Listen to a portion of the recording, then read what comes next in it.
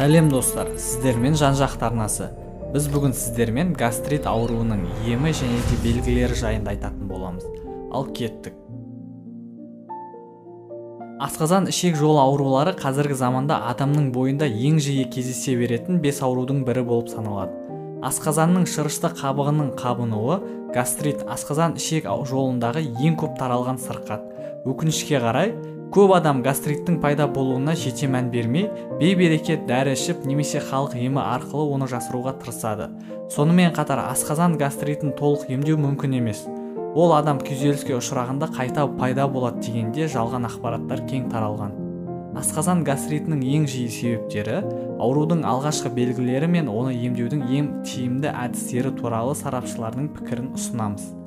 Гастрит белгілеріне келсек, дұрыс тамақтанбау, майлы, ащы, тұзды асты көп жеу, күйзеліс, кейбір дәрілерді қабылдау, қатты шаршау, саяхат кезінде сағат белбеулері ауысқанда гастрит симптомдары күшейе түседі. Алайда бұл белгілердің өзі асқазан жұмысында кінәрат бар екенін және шұғыл түрде емдеу қажет екенін білдіреді.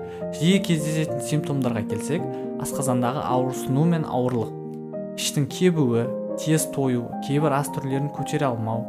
Егер ұзақ уақыт бойы тамақтанбаса, асқазанда пайда болатын аштық ауруы. Сонымен қатар гастрит кезінде тамақтанғаннан кейін, әсіресе көп мөлшерде тамақ ішкеннен кейін түйілулер пайда болады. Күні бойы іштегі жайсыздық. Асқазан гастриті кезіндегі диета. Гастритті емдеу кезінде мейлінше жақсы нәтижеге қол жеткізу үшін тамақтануды реттеген дұрыс. Бұл сіз өмір бойы езілген сорпа, быламық, ботқа жеп, күріш қайнатпасын ішесіз дегенді білдірмейді. Бірақ белгілі бір шектеулерді ұстануға тура келеді.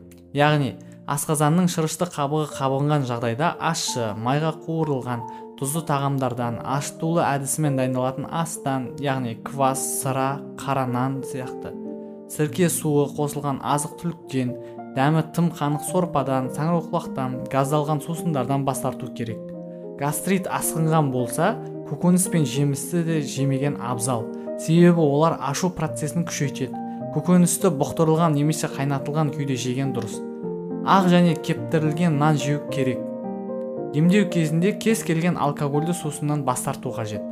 Тамақты шамадан тыс көп жемеңіз. Азық-түлік мейлінше аз өңделген және қарапайым жолмен дайындалған болса, оның асқазанға пайдасы да соғұрлым жоғары. Шұжыққа қарағанда қайнатылған немесе бұқтырылған еттің пайдасы өте көбірек. Тамақтанудан 30-40 минут бұрын су ішіңіз. Сонымен қатар тамақтану кезінде және одан кейін бірден су ішуге болмайды. Кем дегенде жарты немесе 1 сағаттан кейін су ішуге тырысыңыз. Тамақты жақсылап шайнаңыз. Егер асқазанға үлкен бөлік түрінде түссе, бұл да қосымша жүктеме, жайсыздық пен іш кебу тудырады. Кешкі уақытта ұйқыға жатардан 3-4 сағат бұрын тамақтаныңыз.